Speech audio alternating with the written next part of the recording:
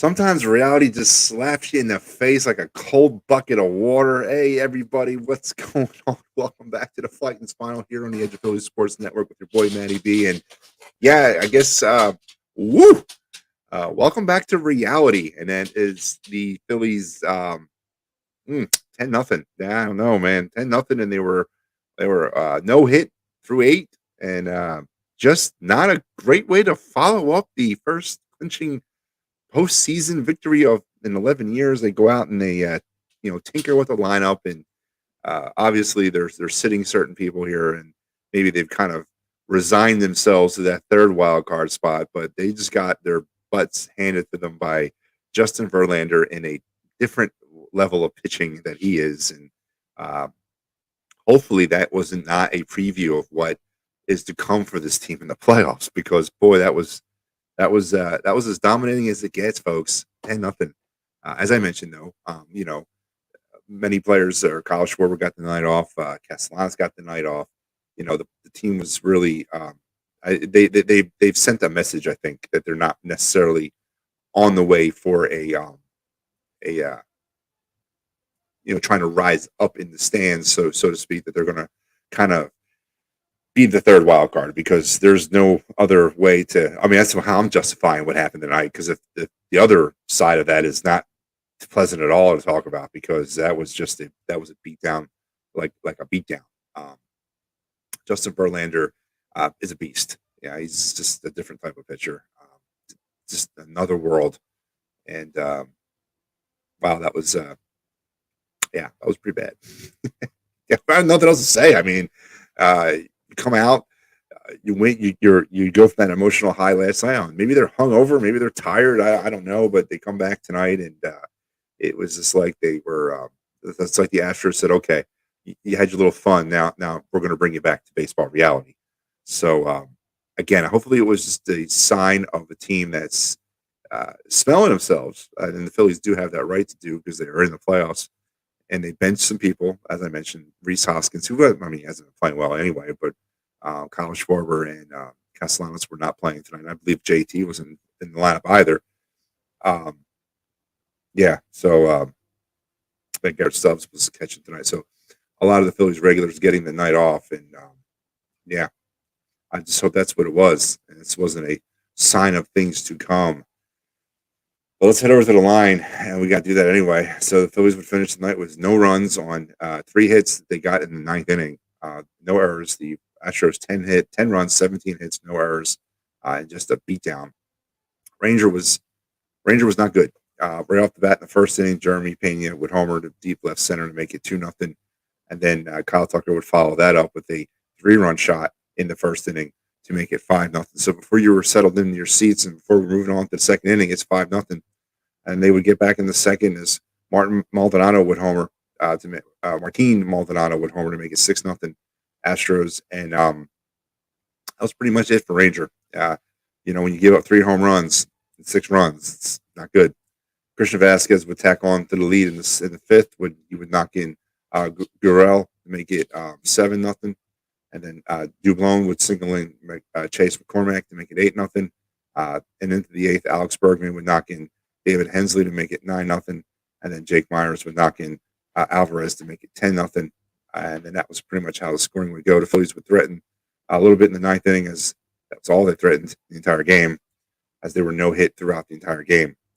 Bryce Harper leading off tonight. Yeah, that's interesting to see.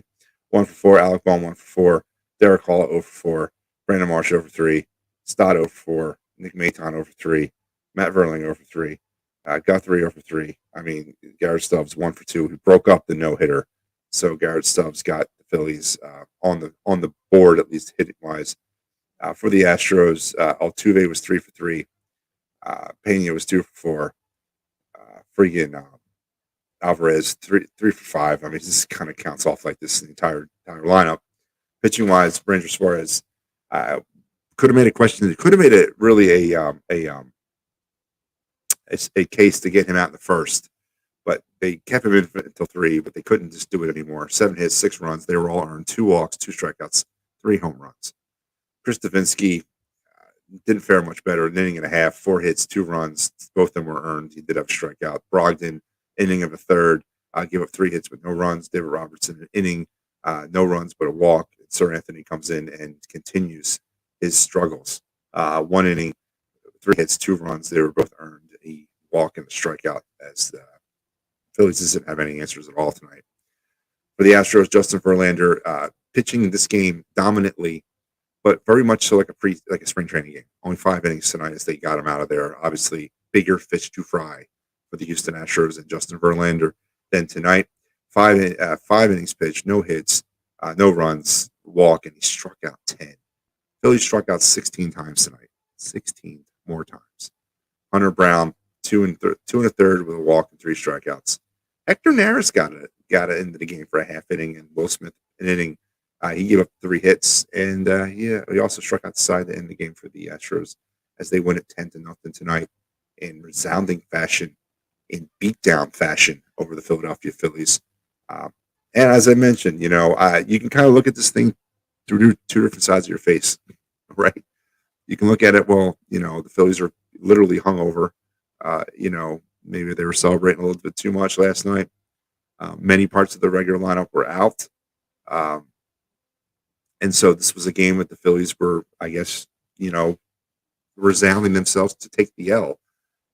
Obviously, by the way the game was played tonight, I don't think the Phillies have much interest in moving up the standings because now they can't. Well, not necessarily, but they're fine. It's going to be an interesting road to hoe now with just 1 game left. But how do you feel about that? How do you feel about the fact that the Phillies are content with that third wild card? I'm asking. I don't like it. I think they have an opportunity, or they had an opportunity. They may still have it, depending on what happens later tonight. But they still have an opportunity right now, at least, to move up and to catch the Padres. Are the Phillies playing matchup right now? Are they attempting to avoid the New York Mets and wanting to play the St. Louis Cardinals in the first round? So they're just kind of not tanking, but not trying. I mean, I hope that's not the case because I want the Mets. Is it just me being a fan? Is that not the smart thing? I don't know. But very interesting by the Phillies. Walter says they were too drunk to play. And Walter, there might be something to that. Get to the playoffs for the first time in 11 years. I'm sure there were a few drinks bought last night. So there could be something to that. Definitely could be something to that. But how concerned are you about this? How concerned? Was this a case of the Phillies saying, we're done. We've achieved what we wanted to achieve. We're in the playoffs. These next 2 games don't mean anything, really. We're going to put all of our ducks in a row for the weekend. We're going to come out swinging the bats hard this weekend. We're okay with being the third wild card. That's the end. Or is it a case of the Houston Astros saying, that you're cute, Philadelphia. That's a cute story you got. You made the playoffs for the first time in 11 years. Now, here's what's waiting for you in the playoffs. Is it more of that? Or is it 50-50? Or is it one or you can analyze this or attempt to analyze this a lot of different ways. But obviously with not having a lot of the regulars in the lineup, the Phillies kind of have casted their die, so to speak, of what the direction they're going to head for the rest of the season, at least till tomorrow, the final game. Game 162. Man, I can't believe we made it to the end. So let's take a look at that out-of-town scoreboard. As I mentioned, I'll continue to look at that because that's what I do. There's one game that does have meaning to the Phillies, and that is out there in San Diego. The Padres and the 49ers. Man, Padres and the Giants. It's 4-0 currently. San Diego in the bottom of the 6th. Now, if the San Diego Padres do win tonight, based on the virtue of the fact that the Phillies have lost, they will then go up 2 games over the Phillies with 1 game remaining, and thus capture the second wild card spot officially. Thus, the Phillies would be number 3. So, again, was that the plan all along for the Phillies? I don't know. As for the Phillies, though, they'll be back at it tomorrow afternoon, and they'll wrap the season up in Houston. A 4:10 start at Minute Maid Park. Bailey Falter will get the nod for the Phillies, 6-4, 3.90 against Farmer Valdez, 16-6, and his 2.89 ERA. Probably only expect that maybe 3 or 4 innings from Farmer, as he's probably also got bigger fish to fry for the Astros heading into the playoffs. But Bailey Falter gets to start tomorrow, Thursday, Friday, Saturdays. So if you're doing the math at home, right, this would then kind of would eliminate Bailey Falter from pitching in the playoffs, right? Because you're looking at 4 days of rest, unless, of course, this is a bullpen game and Bailey Falter's only going to pitch a couple innings, and then they're going to go to a bullpen game, which might very well be what they're doing. But right now, Bailey Falter would be pitching on 4 days rest if he was going to be the third starter in game number 3. Now, a lot has to happen to get to game 3, and we don't even want to go to game 3. And hopefully that's not what we do, but very interesting about the choice of going with Bailey Falter tomorrow, so we'll see. We'll get more to that as we move forward into the playoffs starting this weekend, and it's looking more and more like it'll be Phillies Cardinals Friday night from Busch Stadium. Phillies are 4-3 this season over the Cardinals. They took the season series, thus they had the tiebreaker. So the best matchup for the Phillies might be strategically, but boy, I wanted the Mets, because now, if things work out, and let's look at how the Mets did tonight or today. So the Mets won. They had a doubleheader today. They beat the Nationals in the early game 4-2, and they beat the Nationals 8-0. But the Braves also won. So right now, I believe, is it over now? Did they clinch? Is it coming down till tomorrow? I really should have done this before I came on the air. Let's see.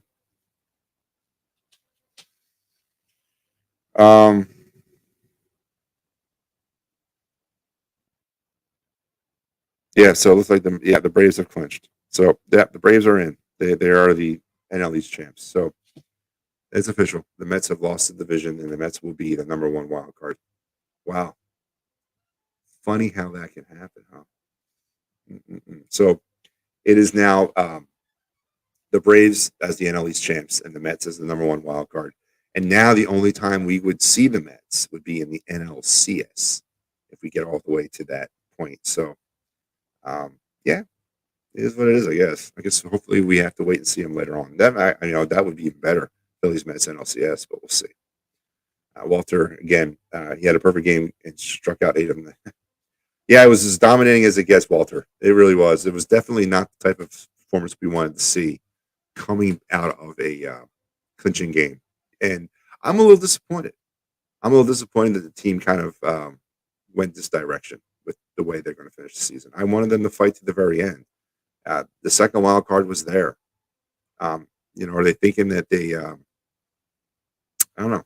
I mean, did they look at the Cardinals as a better matchup against them? I don't know. But I don't like going out like that. I'm a big fan of playing to the end. And I hope that's what this is. I hope that's what this is, and it's not Justin Verlander and the Houston Astros saying enough of this nonsense. We're going to put the Phillies back in their place. I don't want to believe that that's what it was, because that would really scare the hell out of me if that's how advanced the Houston Astros are ahead of the Phillies. As we move into the postseason, because it's a bunch of Houston Astros type teams that we're going to be facing starting Friday. So let's hope it's on the other side of that, of the Phillies just saying, yeah, we're kind of done. But no, man, definitely weird. So there we are. So game 161 in the books. Phillies fall the Astros 10-0. And then tomorrow they will finish the season out. Bailey Falter at 4:05 in Houston, as it's looking like the Phillies will be that third wild card and on their way to St. Louis this weekend. And we'll definitely get into this. Look for the Phightins final to come back around Thursday. We're going to do a show tomorrow, and then I'm going to look to do a show on Thursday with some people and preview the first round playoff matchup. And then, of course, we will be bringing you every game of that series and every game of every series that the Phillies play the rest of the way out. And here's hoping a long, deep run awaits us. So one last thing, and I'm going to sign off for the night. Last night, we, when I was on with Freddie and Big Al, there was a lot of nostalgia kind of being brought up about how it felt, in those playoff years. And especially '07 to 11, and obviously being the most recent. But I have even more history, right? I'm an older guy, so I remember. So I was raised as a Phillies fan in '80. '80 was my first memory of Phillies baseball. Uh, my mother waking me up, like I'm like 6 years old, maybe 7, waking me up saying they just beat the Royals in the World Series and taking me up to Frankfurt and Cotman, which of course is the hotbed spot in the Northeast for any kind of sports celebration or the end of the war, whatever comes first. And, you know, being an impressionable 7-year old at that time, I thought this was what it was supposed to be every year, right? And you got to also understand that a couple months later, we got the Eagles going to the Super Bowl. So again, thinking this is what it's supposed to be like every year. And then you had the Sixers who were dominant. The Flyers were just coming off of those back-to-back Cup years. I mean, I was like, this is what it's supposed to be like, right? And of course, you know, yeah, the rest of the '80s happened, and um, then things kind of settled down. But the fact that, and then we didn't really have this feeling again until '93, which was another great year. This is my favorite year ever of Phillies baseball. My entire life was '93. It was my favorite year. And then 2008 or 7 through 11 was a dominant run, the most dominant run in Phillies history that I had the privilege of being around for as well. But not a lot of people can say that. This is for some fans out there. This is their first taste of Phillies baseball, playoff baseball, and it's amazing. And that thought to me is just kind of you know bounced around in my head, and it's great. But at the same time, it's sad for me because the way this team is perceived by the city, by the way baseball is perceived in America these days, it's not the product that I was raised on. It's not the product that it was in '93. It's not even the product that was in '07 to 11. It's this new product. And if any town in baseball needed a shot in the arm with their team, it was Philadelphia. We needed this. The Phillies needed this. The baseball purists of the city needed this. We need our team back. We need the Phillies to become what they used to be, what they deserve to be in the city. And what clinching last night went a long way in that. So as we were talking this thing through and just trying to process everything, going over the game and whatnot, a lot of that was lost. And I just wanted to make sure that I said that how important that this is, going forward for the organization, more for this, not necessarily this season, but for going forward into next season and beyond, is how important the Phillies making the playoffs was. It's huge. It's huge. And as I said last night, I had the honor and privilege to be part of it and to kind of go along for the ride with them. And I'll never forget that. I'll never forget this season. And of course, there's a lot to be written yet. So listen, enough of the nostalgia. All right. Tonight was disturbing. It was a very disturbing baseball game. 10-0.